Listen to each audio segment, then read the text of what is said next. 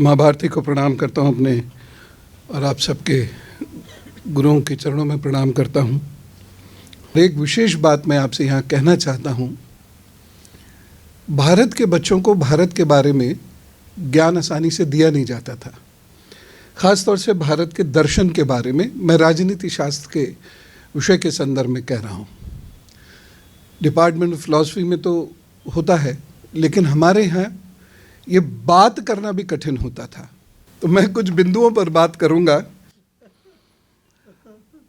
और पहली बात एक शिकायत के रूप में है। भारत के समाज में पूजा पाठ बहुत बढ़ा, कर्मकांड बहुत बढ़ा, लेकिन जिन्होंने वो पूजा पाठ दिया या जो लोग पूजनीय हैं, उनके दर्शन को समझने की चेष्टा कम हुई। अब ये समझना बहुत मुश्किल होता है कि हम तीर्थ जा रहे हैं या तीर्थंकर के दर्शन को जा रहे हैं। दोनों में बड़ा अंतर है। एक में पर्यटन भी शामिल हो सकता है, लेकिन तीर्थंकर के दर्शन को यदि जा रहे हैं तो पर्यटन का कोई स्थान नहीं है, वहाँ समत्व का अर्पण है। तो दर्शन थोड़ा सा कठिन होता है।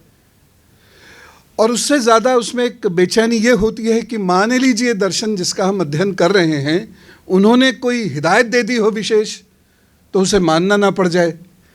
तो इसलिए लोग दर्शन को समझने में थोड़ी कंजूसी करते हैं, लेकिन दर्शन को समझे बिना देव नहीं समझे जा सकते, क्योंकि देव को देव देव के दर्शन ने बनाया। दूसरी बात, जैन दर्शन में इतनी व्यवहारिकता है। क्यों व्यवहारिकता है? इस लोक की बात कीजिए, उस लोक की बात कीजिए, आत्मा की बात कीजिए, ये तीनों का संगम है। यहां श्रावक परंपरा भी है तो श्रवण परंपरा भी है। यहां श्रवण है जो सब कुछ त्याग गए, लेकिन वहां पर ग्रस्त संत का भी कॉन्सेप्ट है। तो ये एक ऐसा अतुलनीय दर्शन है जिसको पढ़ना समझना बेहद आवश्यक है, न केवल एक समाज के लिए बल्कि पूरे भारत के लिए, बल्कि मैं तो कहूँगा पूरे विश्व को समझना उसके लिए बहुत आवश्यक है। और इसलिए मैं बधाई देना चाहता हूँ इस विषय के लिए। दुख से निवृत्ति के लिए महावीर की यात्रा हुई। भगवान दुख से निवृत्ति के लिए चले हैं, सुख की प्राप्ति के लिए चले हैं। और वो कैसा सुख है इसको समझना आवश्यक है। वो गाड़ी बंगले का सुख नहीं है, वो परम सुख की बात करते हैं। परम सुख परम चेतना से आता है। परम चेतना के लिए अपरिग्रह बेहद आवश्यक है। परम चेतना के लिए अहिंसा बेहद आवश्यक है। इसी को मनु भी कहते हैं, इसी को ऋषि पातंजलि भी कहते हैं। अष्टांग योग में भी यहीं से प्रारंभ होता है। परम चेतना यदि आप में या किसी भी व्यक्ति में उपस्थित नहीं हुई तो अपरिग्रह कर ही नहीं सकता। चीज़ों को समेटना, सुकोड़ना, पकड़ना जितना आसान है, छोड़ना बहुत कठिन है। जब किसी के पास पैसा होता है, वो पैसा कमाने के लिए जब कार्य करता है, तो उसका अवचेतन मन भी पैसा कमाने के लिए कार्य करता है। चेतन मन भी कार्य करता है, चेतन मन भी कार्य करता है, स्थूल शरीर भी काम करता है। लेकिन एक साधक या साध्वी ऐसा कर सकते हैं कि जो इतनी मेहनत से कमाया, समय आने पर उसे छोड़ने में क्षण ना लगाए। यह करना इतना आसान नहीं है। इसके लिए एक तपोनिष्ठ मन चाहिए। मन की बात कर रहा हूं, ऐसा मन जो तप में निष्ठा रखे, जिसके लिए एक और श्री कृष्ण भी कहते हैं, निष्ठा ही शब्द का वो प्रयोग करते हैं। तो दूसरी ओर भगवान महावीर भी वही बात कहते हैं। और अभी जिक्र किया मुख्य वक्ता जी ने स्वामी विवेकानंद जी का, वह भी उसी निष्ठा की बात करते हैं। सब कुछ निष्ठा के इर्द गिर्द घूम रहा है। अब चाहिए क्या? निष्ठा को एक रास्ता चाहिए, क्योंकि करना क्या है यह नहीं आसानी से समझ में आता। करना है, मन बन गया, कैसे? ये समझाने के लिए भगवान महावीर जी ने बहुत छोटे छोटे और बहुत गहरे सिद्धांत दिए हैं। एक एक शब्द में उन्होंने सब कुछ पिरो दिया। इसीलिए मैं इस चीज़ को कहता हूँ सम्यक दर्शन है, ये सम्यक ज्ञान है और सम्यक चरित्र का कॉन्फ्लुएंस है, संगम में। ये शब्दावली थोड़ी सी कठिन है, इसको और हम आसानी से समझ सकते हैं। जो उन्होंने कहा, और यहाँ से मैं प्रारंभ करता हूँ 599 BCE का वो समय जब भगवान ने इस धरती पर अवतार लिया, और उस दिवस की जो आज है, मैं आप सब लोगों को बधाइयाँ भी देता हूँ। और इसके साथ साथ मैं आपसे अंत में 2 वर भी मांगूंगा। यहाँ से अपनी बात प्रारंभ करता हूँ। अभी तक जो मैंने कहा वह भूल जाइएगा, भूमिका थी, गलत साफ कर रहा था, गर्म कर रहा था। 5 व्रत हैं, आप सब जानते हैं। अहिंसा, असत्य त्याग, दोनों व्रत बहुत कठिन है। हम कहते जरूर हैं कि without war there is no peace, लेकिन अंततो गत्वा जब मनुष्य पूरे जीवन से थक जाता है, चाहे वो व्यक्तिगत युद्ध हो, उसके जीवन का संघर्ष हो, और चाहे वो राष्ट्रों का युद्ध हो या कोई जाति संग्राम हो, कोई धर्म युद्ध हो, अंत उसका टेबल पर ही होता है, यानी बातचीत, यानी अहिंसा की ओर।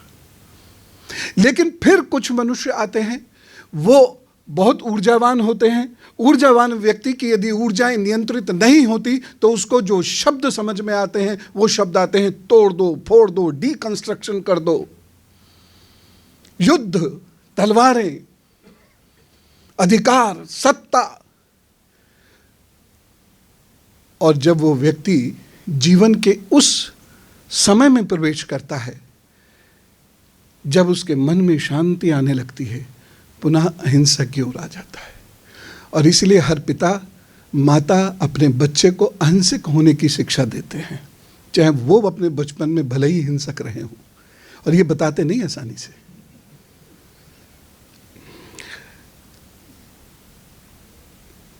और इसी में ब्रह्मचर्य है और है अपरिग्रह।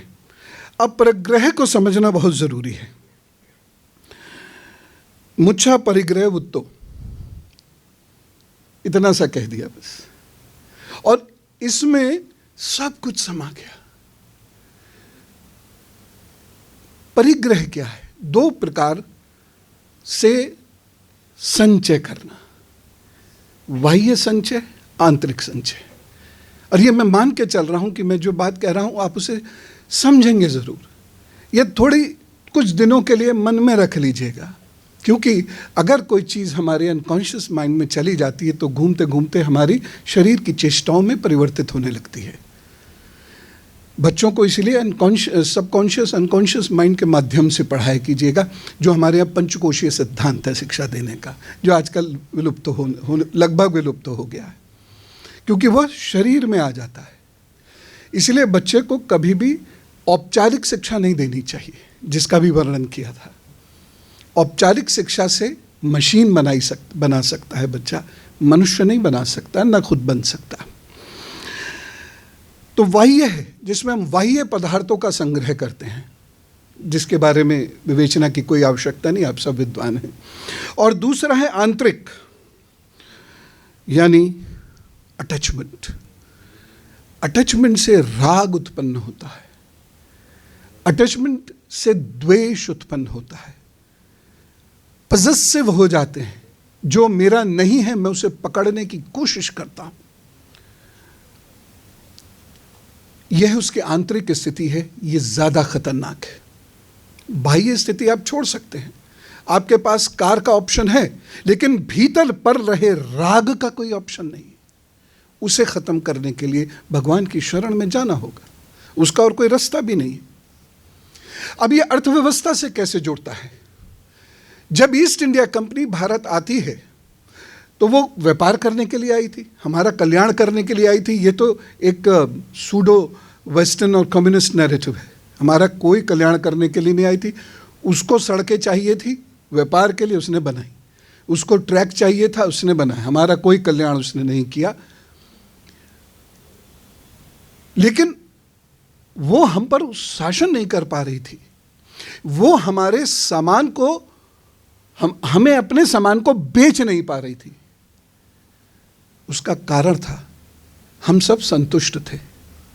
हमें उनकी कमीज की जरूरत नहीं थी, गमछा लपेटा चल दिए। हमें उसकी बकेट की जरूरत नहीं थी, लोटा लिए गंगा जी पे पहुंच गए। और लोटा भी नहीं तो साधु महाराज तो अपना नारियल खोपर लेके चल दिए, जरूरत ही नहीं थी। रिसोर्सफुलनेस इस देश ने, जो चिड़िया लोग, वो लोग सोने की चिड़िया कहते हैं। अगर चिड़ियों में मैं इसका कंपेयर करूंगा तो शुतुरमुर्ग से करूंगा। फिर हम तो सोने के शुतुरमुर्ग से, उससे बड़ी चिड़िया तो मेरे ख्याल से होती नहीं है। नहीं तो हमारे साथ हमेशा दो शेर रहे। भगवान महावीर के चित्र की याद आ रही हो तो हम तो इतनी बड़ी इकोनॉमी थे। लेकिन कैसे थे? वैश्य समाज के एक बुजुर्ग ने मुझे एक बार बताया था जब मैं छोटा था। उन्होंने कहा जो कमाया वो सेकेंडरी है, जो बचाया वो प्राइमरी है। जो बचाया सो कमाया। और देखिए आप, नाना नानी को, दादा दादी को, उन्होंने उससे कितने बड़े बड़ी अट्टालिकाएं बना ली, बड़े बड़े व्यापार खड़े कर लिए। तो जिस वक्त वो बचा रहे थे वह क्या था? अपरिग्रह। आज हमें बैंक लोन लेना सिखाया गया, क्योंकि अब हमारी जो चेतना है उसका स्पंदन कम हो गया। हमको बहुत जल्दी पड़ी है अमीर बनने की। क्यों? दिखावा करना है।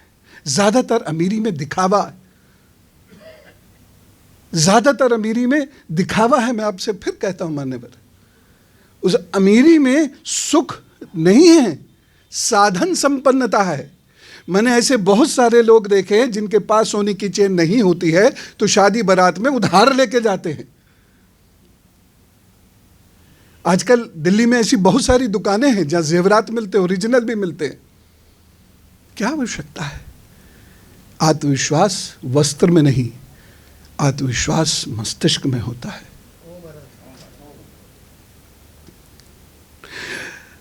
तो वो हम पर शासन तो तब करते जब यहां से कुछ पैसा लेके जाते। हम तो संतुष्ट थे, मस्त थे, मिट्टी के बर्तन बनाया, अपना काम चल रहा। चूल्हे में ऐसी शानदार स्वादिष्ट भोजन पकता था, हमारा काम चल रहा था। दवाई क्या बेचते, हमें जरूरत नहीं थी। किसी चीज की हमें बाहर से लेने की आवश्यकता ही नहीं थी। अब उन लोगों को ही समस्या, क्योंकि अल्टीमेटली एक कंपनी थी। तो उन्होंने हमारे इस विचार को तोड़ना शुरू किया, और इस विचार को तोड़ा हमारा दर्शन समाप्त करके, संस्कृत समाप्त करके। 1835 में जो मैकॉले ने कहा है, अब जरा उस पर गौर करिएगा, कभी उसको पढ़कर देखिएगा कभी। उसने हमारा दर्शन, हमारा साहित्य और हमारी भाषा समाप्त कर दी। और उसने ये लिखा है इसमें कि जब तक भारत के अंदर संस्कृत और अरबी जिंदा है, हम भारत पे शासन नहीं कर सकते। इसके लिए हमें कौन चाहिए? हमें वो लोग चाहिए जो एलीट क्लास के लोग हैं। फिल्ट्रेशन डाउन थ्योरी, उन्हें देखकर, वो महाजन हैं भारत के लोगों की निगाह में, और उनको देखकर बाकी लोग वही करेंगे जो वो करते हैं। श्री कृष्ण भी इस बात को समझते थे और उन्होंने कहा भी है गीता। तो जिस रास्ते महाजन जाते हैं, सामान्य जन भी उसी रास्ते जाते हैं। और इसीलिए हमको विषाक्त चीजें बेच जाते हैं बॉलीवुड के लोग, और हम उसका परीक्षण नहीं करते। क्यों? क्योंकि वो रील की दुनिया का चमकता सितारा है। हम इतना भी दिमाग नहीं लगाते कि रियल लाइफ का चमकता सितारा नहीं है वो, लेकिन वो हमें दवाई भी बेच जाता है। तो उन्होंने उस चीज को तोड़ा, और तोड़ते तोड़ते कुछ लोगों के पास बहुत धन आ गया, वो बहुत अमीर हो गए। अमीरी बढ़ती गई। पिछले 10 वर्षों में अमीरी बहुत बड़ी है। पिछले 10 वर्षों में सुविधाएं बहुत बड़ी हैं। लेकिन अगर हम हैप्पीनेस इंडेक्स देखें तो हम 136वें नंबर पर आके खड़े हो गए। 140 में से 36वें नंबर पे आकर खड़े हो गए। 146 की इस बार कंट्रीज को देखा था उन्होंने, उसमें 136वें नंबर पे खड़े हैं। और हम ये हर चीज के लिए नहीं कह सकते कि ये टेबुलेशन गलत है, क्योंकि उसमें जो मार्किंग है 4.03 पर हमें। तो हमें चाहिए क्या था? धन कि सुख? घर में प्यार चाहिए था, एक दूसरे का सहयोग चाहिए था, या लड़ाई चाहिए थी? 30% लगभग रिश्ते आज अदालत की कगार पर खड़े होते हैं। क्या वो पति पत्नी डिसाइड करेंगी? यह अदालतों का काम था, ये बुजुर्गों का काम था, ये गुरुओं का काम था। डांट मारते थे दोनों को, चलो एक साथ रहो। इसीलिए हमारे यहाँ तलाक जैसा शब्द है ही नहीं, संबंध विच्छेद जैसा शब्द है ही नहीं। इसलिए वो हमारे यहाँ कॉन्ट्रैक्ट मैरिज कभी रही नहीं। डांट थोड़ी खानी थी, तो लड़ रहे हैं। लड़ने में कसर तब भी नहीं थी, लड़ रहे हैं, लेकिन आवाज बाहर नहीं आएगी। क्यों? दद्दा बैठे हैं। और दद्दा शिकायत किससे करेंगे? मंदिर में जाके। बहुत सुंदर बात उठाई, मंदिर हमारे लिए केंद्र हुआ करते थे। वहां पर अध्ययन, पठन, पाठन, बैठक, धर्म, पूजा, सिद्धांत, गौशाला, औषधालय, ये सब हुआ करता था। समाज का केंद्र मंदिर हुआ करता था, और वहीं पर धन जमा हुआ करता था, जिसको लोग ये कहते हैं कि ये धन चढ़ावे का धन है, ये धन लूट का धन है, गरीबों के सीने पर खड़े होकर ये धन कमाए ना। वहाँ राज्य का धन रखा होता था कि अगर राजा पर संकट आ जाए, राजमहल पर संकट आ जाए, तो इस धन का इस्तेमाल किया जा सके। ये एक स्ट्रेटेजिक निर्णय था। और कश्मीर में हमने देखा था रिंचन के समय में या शेमार के समय में कि इसी धन का उपयोग हुआ था। अंग्रेज़ों के समय में देखा था कि बड़े बड़े तालाबों में currency state bank of India ने डुबो दी थी, बोरों में बांध बांध के, जिससे ये करेंसी दूसरों के हाथ ना पड़ जाए। वो सब मंदिरों में रखी जाती थी, क्योंकि मंदिर वह जगह होते थे जहां ईमानदारी के अलावा और कुछ अपेक्षाएं नहीं होती थी। उसके बाद एक चीज मैं कहना चाहता हूं, एक विचित्र किस्म की इकोनॉमिक्स है। मैं बहुत वर्ष पहले इस पर सोचा कि पूजा, खुशी और धन का सीधा संबंध है, और इसीलिए किसी भी व्यक्ति को अध्यात्म नहीं छोड़ना है। उसकी परिपाटी कुछ भी हो सकती है, उसका पंथ कुछ भी हो सकता है, पूजा करने का तरीका कुछ भी हो सकता है, लेकिन जो व्यक्ति पूजा करता है, और पूजा हाथों से नहीं होती है, हृदय से होती है। सर्वस्व अर्पण, ईश्वर प्राणिधान। तो जो व्यक्ति वो पूजा करता है उसको खुशी होती है। अब अंग्रेजी में इसको कहें या मेडिकल टर्मिनोलॉजी में कहें, प्लेसिबो इफेक्ट। वो पूजा करता है, और उस पूजा के बाद तन मन दोनों उसका शांत होता है, फिर वो धन कमाता है। और जब वो धन कमाता है तो एक वाक्य कहा गया है, मैं शब्द का सही उच्चारण कर रहा हूँ यदि, आत्मायुपमता, अगर मैं शब्द का सही इस्तेमाल कर रहा हूँ तो। हम दो चीज़ों के बारे में सुनते हैं, लिव एंड लेट लिव। नहीं, ये इंडिविजुअलिटी है। मैं मेरे हिसाब से जी रहा हूँ, कैसे भी जीऊँ। मैं तुम्हारे ऊपर गाड़ी चढ़ा दूँ, मैं जी रहा हूँ। तुम बच के दिखाओ, तुम अपने हिसाब से जियो। लिव एंड लेट लिव, ये बात पूरी नहीं हुई, ये व्यक्तिवाद है। तीसरी बात इसमें जोड़नी जरूरी है, जो मैंने शब्द अभी आपको बताया, यानी को एग्जिस्टेंस, सहजीवता। और इसीलिए जब गांधी जी ट्रस्टीशिप की बात करते हैं तो वो जैन दर्शन का उल्लेख करते हैं। गांधी जी जैन दर्शन से कितने प्रभावित, कहने की जरूरत नहीं। ट्रस्टीशिप, तो आप में से जितने भी लोग हैं जिन पे धन है, वो धन के वो ट्रस्टी हैं, और इससे सहजीविता उत्पन्न होती है। हमने बांटना बंद कर दिया, हमारे घरों में दुखों का पहाड़ टूट पड़ा, साधन आ गए, सुख चला गया। को एग्जिस्टेंस की बात कर रहे हैं हम भगवान, केवल लिव और लेट लिव नहीं। ये तो ऐसा हुआ कि डकैत ने कह दिया कि जाओ, छोड़ दिया तुम्हें। को एग्जिस्टेंस, एक मनुष्य का दूसरे मनुष्य के प्रति, मनुष्य का पशुओं पक्षियों के साथ, वृक्षों के, स्थावर के साथ जो संबंध है वह सब सहजीविता का संबंध है। आम का बाग लगाएंगे तभी आम के फल आएंगे। सहजीविता है, हम उसे जीवन दे रहे हैं शुरू में, बाद में वो हमें जीवन देता है। हम गौ माता की रक्षा करते हैं, बाद में वो हमें पालती है। उसने पाल के हमें यहाँ तक बढ़ा दिया।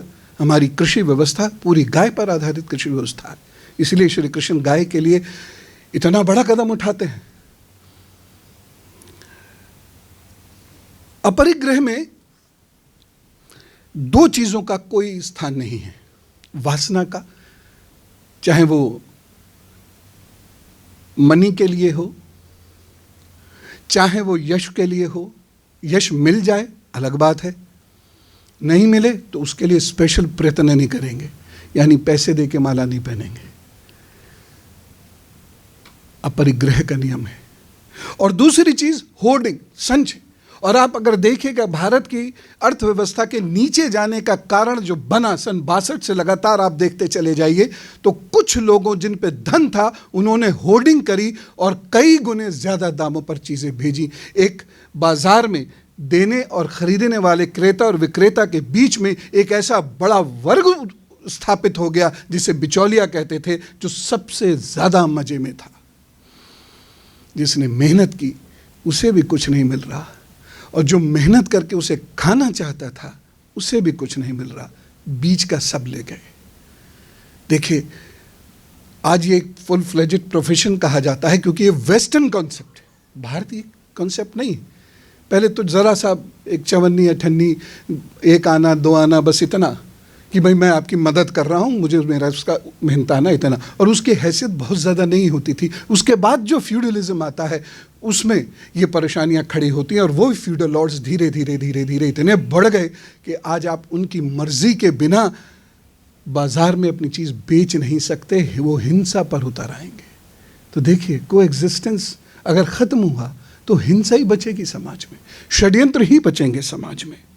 और इसीलिए वो कहते हैं कि दान और करुणा के बिना सहजीविता संभव नहीं है। हर व्यक्ति को दान करना है और हर व्यक्ति के मन में करुणा होनी है। करुणा, इसको जैन समाज से ज्यादा और कौन समझ सकता है। ताली भी नहीं बजाते, कहीं ऐसा ना हो जीवाणु विषाणु बीच में आके मर जावे। तो ये अद्भुत है। उसके बाद वो एक चीज को और कहते हैं, परस्परोपग्रहो जीवनाम। सब एक दूसरे के साथ ही जिएंगे अगर, तो सब जी जाएंगे, और नहीं जिएंगे तो मरने लगेंगे। मैक्सिको में देख चुके हैं, जिसका उल्लेख आदरणीय प्रोफेसर संगीत जी ने किया था। अफ्रीका में हमने देखा, सब जियोगे तो जिएंगे, और अगर एक मरना शुरू हुआ तो एक छोटी सी चिड़िया जो दिल्ली में अक्सर मुंडेरों पर बैठी दिखाई देती थी, गौरैया, वो गई। हानि है ये, मनुष्य की हानि। कौवा गया, कबूतर आ गए। कौन से कबूतर? जो वातावरण में गर्मी उत्पन्न कर रहे हैं। कौवा अगर रहता तो वो नहीं थे। हम उन्हें मार नहीं सकते, हम नियमों से बंधे। इन सब चीजों से मैं शॉर्ट में करने की कोशिश कर रहा हूं। हालांकि यहां पर एक सिद्धांत और आएगा, सर्वाइवल ऑफ द फिटेस्ट क्या है। फिर यह बात उठेगी कि अगर सब कुछ छोड़ना है तो हम सर्वाइव कैसे करेंगे। छोड़ने को ही तो कहा है भगवान ने, कमाने को मना थोड़ी क्या है।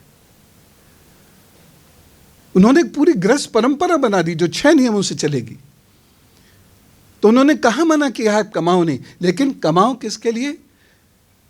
अपने वचनों की पूर्ति के साथ फिर समाज को बांटने के लिए, समाज को देने के लिए। उससे क्या होगा? सर्वाइवल ऑफ द फिटेस्ट होगा। जो देता है वो बड़ा होता जाता है, उसके अंदर ज़्यादा खुशी होती है। उसके बाद एक चीज़ मैं और कहना चाहता हूँ यहाँ पर, यद्यपि इस विषय के विद्वान हमारे समक्ष है मुख्य वक्ता रूप में, लेकिन जो समाज देता नहीं है ना, जिस समाज में करुणा नहीं होती है, एक ना एक समय आता है उस समाज के अंदर जब प्रजातंत्र का भी अंत हो जाता है। क्योंकि प्रजातंत्र भी इसी नींव पर खड़ा है। सत्ता दी तुम्हें। प्रजातंत्र क्या है? Distribution of power. डिसेंट्रलाइजेशन क्या है? Distribution of power. हम क्यों वेस्टर्न डेफिनेशंस पे जाएं? भगवान कह गए ना, तो सत्ता दी तुम्हें और तुम अगर कहोगे तो हम चला लेंगे, और चलाएंगे भी तो सिर्फ इसलिए क्योंकि तुम्हारा कल्याण हमें करने के लिए ड्यूटी बाउंड किया गया है। ये चीज़ हमारे बच्चे नहीं पढ़ते थे, प्रोफेसर रागी जी की वजह से अब हमारे बच्चे ये पढ़ने लगे इंडियन पॉलिटिकल थॉट के फर्स्ट सेमेस्टर में। मॉरलिटी का कॉन्सेप्ट, राजा एक मॉरल बीइंग है, लोगों का कल्याण करना यह उसका मॉरल दायित्व है, यही उसे पुण्य और पुण्य से स्वर्ग की ओर लेके जाएगा। वो इस सिद्धांत से बंध कर लोगों का कल्याण करता है। लेकिन हमें वेस्ट ने क्या सिखाया? अब मैं यहां सिर्फ 2 मिनट के अंदर बात खत्म करूंगा। आज हम सब लोग चूंकि बैठे ही पवित्र जगह में हैं और 2-2 माओं के पवित्र सानिध्य में यहां बैठे हैं, अभी ये सब बातें बहुत अच्छी लग रही हैं। लेकिन जब हम बाहर जाते हैं तो मोटिवेशनल वीडियोस देखते हैं, और मोटिवेशनल वीडियोस यही सिखाते हैं, चीख चीख के पैसा कमाओ, सबसे बड़े बन जाओ, तुम्हारी मुट्ठी में दुनिया है। किसकी मुट्ठी में है दुनिया? किसकी मुट्ठी में आज तक आई है दुनिया? ये झूठ सुनते हैं, लेकिन वो इतने ग्लैमराइज्ड वे में झूठ सुनते हैं कि हम भी थोड़ी देर यही समझ लेते हैं इसी में तो है, और मुट्ठी जेबों में रख लेंगे। किसी की मुट्ठी में दुनिया नहीं होती। वेस्ट ने यही कॉन्सेप्ट दिया हमें कि गो एंड ग्रैब। ये तो हिंसक सिद्धांत है, क्योंकि जब गो एंड ग्रैब करोगे, ग्रैब अपॉर्चुनिटी करो, अच्छी बात है, लेकिन जब दूसरे के ऊपर खड़े होकर कुछ ग्रैब करोगे, हिंसा करने पर मजबूर होगे। वो शाब्दिक हिंसा हो सकती है, वो षड्यंत्र हो सकता है, वह शस्त्र हिंसा भी हो सकती है, और इसी से भ्रष्टाचार बढ़ रहा है। अपरिग्रह, जब आवश्यकता के ज्यादा रखना ही नहीं है, भ्रष्टाचार खत्म। भ्रष्टाचार कौन करता है? जो आवश्यकता से ज्यादा चाहता है। इसीलिए जो पाश्चात्य अर्थव्यवस्था है, इसके अंदर दया धर्म कुछ नहीं है। इसको आपकी जिंदगी से, इसको आपकी हेल्थ से कोई मतलब नहीं है। छोटे से समय में बड़ा पैसा कमा लो और उसके बाद बाकी समय बीमारियों से जूझते हुए उस पैसे को खर्च करके दुखी रहो, घर पे लड़ो। वहाँ इसलिए न वैल्यू कभी आई, न कभी इक्वालिटी आई। दुनिया की सारी आप इज़म्स उठा के कम्युनिज्म से न्यू लिबरलिज्म तक देख लीजिए, कहीं इक्वालिटी नहीं आई, आएगी भी नहीं। क्योंकि अमीर के मन में यह रहता है अभी पैसा कम है, और गरीब के मन में यह रहता है मेरे पैसे पे वो बैठा है, उसको मुझे पटक के ये पैसा छीन लेना है। इससे समाज में अशांति फैलती है। कोविड की जो बात कही तो मुझे ऐसे ही, मैं कह रहा हूँ हास में, कि इधर कोविड ने दस्तक दी, इधर हम लोगों ने दस्तक दी। कोविड को अपरिग्रह से ही पूर्ण किया जा सकता है। जो लोग प्रकृति के निकट रहे वो कोविड से दूर रहे, जो लोग नहीं रह पाए वो कोविड के शिकार हुए। और कोविड के शिकार सबसे ज्यादा वो लोग नहीं थे जिनके शरीर कमजोर थे या लंग्स कमजोर थे, वो थे जिनके दिमाग कमजोर थे, जो डरते थे। पल्स रेट और ये 80 आ गया, उसी से प्राण सूखने लगे। और जिन्होंने कहा अरे क्या है, मेरे मन से आया था और जाने वाले का भी मेरा तो कुछ है नहीं, जब मैं जाऊंगा तो भगवान की मदद से जाऊंगा, वो ले जाए तो ले जाए, वो ठीक हो गए। बिना सिलेंडर भी ठीक हुए लोग। तो ये जिजीविषा थी। अब मैंने कहा था आपसे 2 वर मांगूंगा, बाकी बातचीत पूर्ण कर दी मैंने। एक चीज, अपरिग्रह का प्रथम सिद्धांत नहीं कहूंगा, कर्तव्य कहूँगा। यदि आप कुछ नया खरीदते हैं तो पुराने को ठीक कराकर उसे दे दीजिए जिसे उसकी ज़रूरत है, घर मत रखिए जिसे। और दूसरा वर मैं आपसे मांगता हूँ उदारता का। हमारे जितनी मेहनत हमारे जैसे करोड़ों लोगों ने की होगी, मिला हमें, ये भगवान की कृपा है, ये हमारे गुरुजनों की कृपा है। और जब लोग हम पर कृपा कर रहे हैं, स्वयं भगवान हम पर कृपा कर रहे हैं, तो हम उस कृपा को रोकते क्यों, अपने तक आगे बढ़ाएं, उस कृपा को आगे बढ़ाएं। तो ये जो मैं कृपा को आगे बढ़ा रहा हूं, ये मेरा मनुष्य होने मात्र में दायित्व है। वैसे ही दायित्व है जैसे मेरी मां का दायित्व था बचपन में मुझे दूध पान कराना। ये वैसा मेरा दायित्व है। ये मैं कोई बहुत बड़ा काम नहीं कर रहा हूं। और यदि कोई मुझसे मेरे दायित्व में शेयरिंग कर रहा है, यानी कोई मुझसे कुछ ले रहा है, वो मुझसे बड़ा कद वाला है, क्योंकि वो मुझे पुण्य कमाने का अवसर दे रहा है। और अंत में मैं कहूँगा, भगवान महावीर कहते थे, क्षमा वीरस्य भूषणम। क्षमा वीर का भूषण है। और सोच लीजिए कितनी करुणा और क्षमा उनके मन में होगी जिन्हें हम कहते हैं महावीर। ओम। बड़ी कृपा, बड़ी कृपा, बड़ी कृपा।